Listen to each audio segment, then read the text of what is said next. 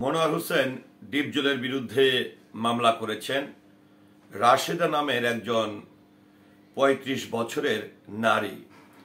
তো এই মামলাটি হয়েছে গত ৮ জুলাই এবং মামলাটি আদালতে হওয়ার পরে এটি এখন বর্তমানে আদালত থেকে সিআইডিতে তদন্তের জন্য পাঠানো হয়েছে।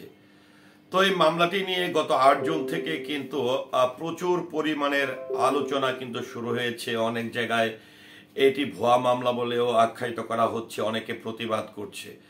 তো সেই জায়গা থেকে যেহেতু বাংলা চলচ্চিত্রের একজন গুণী অভিনেতা, বাংলাদেশ চলচ্চিত্র শিল্পী সমিতির সম্মানিত সাধারণ সম্পাদক, বাংলাদেশ চলচ্চিত্র পরিচালক প্রযোজক মনোয়ার হোসেন ডিপজল সাহেব, তিনি আসলে এই মামলাটি নিয়ে এবার মুখ খুলেছেন।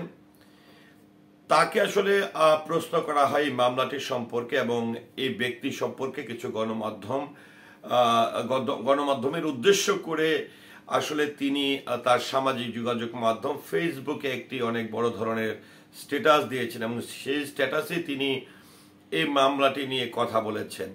সেটি হচ্ছে যে এই যে রাশিদা নামের যে মহিলাটি তার বিরুদ্ধে মামলা করেছে, এই মহিলা গত ২৪-২৬ বাংলাদেশ চলচ্চিত্র শিল্পী সমিতির নির্বাচনের আগ মুহূর্ত থেকে ডিপজল সাহেবের ভক্ত হিসাবে এফডিসি থেকে শুরু করে যেখানে যেখানে মনোয়ার হোসেন ডিপজল সাহেবের পথচারণা আছে প্রত্যেকটি জায়গায় সে ঘুরে বেড়াতো, পাগলামি করত। ডিপজল সাহেবের সঙ্গে দেখা করার জন্য সে যা যা করার দরকার সব করত। তার তার শুধুমাত্র একটি কথাই ছিল, সে নাকি মনোয়ার হোসেন ডিপজলের ভক্ত একদম ছোটবেলা থেকেই, এবং সে যদি মনোয়ার হোসেন ডিপজলের সঙ্গে দেখা না করতে পারে তাহলে সে মারা যাবে। যাই হোক, একবার তার সঙ্গে বিএফডিসিতে মনোয়ার হোসেন ডিপজল সাহেবের দেখা হয়েছিল এবং সেদিন তার এই আবেগী কথা বা এই পাগলামি দেখে তখন কিন্তু মনোয়ার হোসেন ডিপজল সাহেবকে এই মহিলা জানিয়েছিল যে তার স্বামী নেই, তার ২টি বাচ্চা আছে, মানবতার জীবনযাপন করছে। তখন মনোয়ার হোসেন ডিপজল সাহেব তার জন্য সাহায্যের হাত বাড়িয়ে দেয় এবং পরবর্তীতে এই মহিলাকে আরো অনেকবার তিনি সহযোগিতা করেছেন, একের পর এক সহযোগিতা করেছেন। এটি কিন্তু এই যে ডিপজল সাহেবের জন্য যে পাগলামিগুলো করতেন, তার যে অন্ধভক্ত ছিল তাকে নিয়ে সে আবেগী কান্নাকাটি বিভিন্ন ধরনের কথাগুলো কিন্তু সামাজিক যোগাযোগ মাধ্যম, ইউটিউব, ফেসবুক প্রত্যেকটি জায়গায় কিন্তু ভাইরাল হয়ে গিয়েছিল।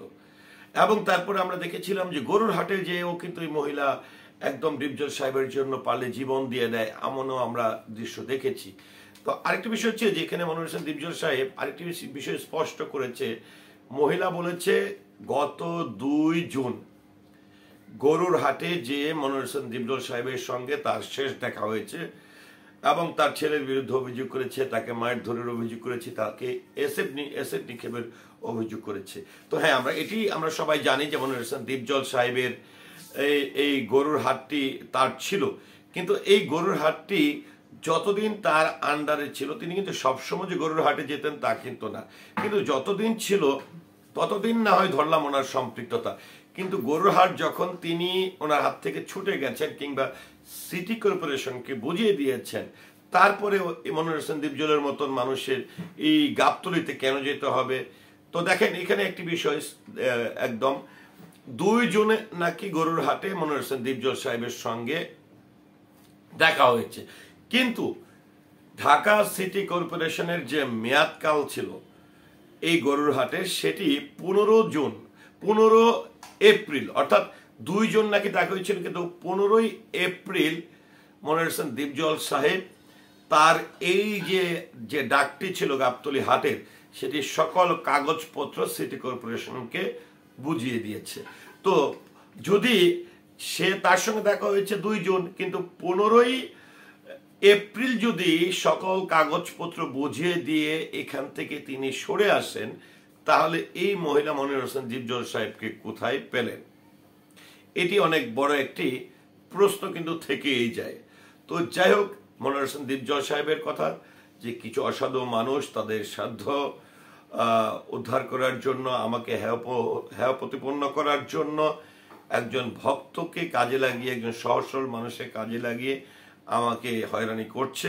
নিশ্চয় আল্লাহ তাআলা তাদের বিচার করবেন, এমনটাই তিনি প্রত্যাশা করেছেন। তো মনোয়ার হোসেন দীপজল সাহেবের মতন একজন জনপ্রিয় তারকারকে নিয়ে বা একজন এত বড় মনের একজন মানুষকে নিয়ে যে ধরনের কার্যক্রম হচ্ছে বা যে মামলাটি হয়েছে, এটি নিয়ে আসলে আপনার মতামত কি? আপনার কি মনে হয় যে মনোয়ার হোসেন দীপজল সাহেবের সঙ্গে এই যে মহিলাটি যে অভিযোগে মামলাটি করেছে এটির কোনো সত্যতা আছে? তো আশা করছি এটিও আপনি আপনার মতামতটি কমেন্টের মাধ্যমে জানাবেন। সেই সাথে পুরো ভিডিওটির সঙ্গে থাকার জন্য অসংখ্য ধন্যবাদ। আসসালামু আলাইকুম।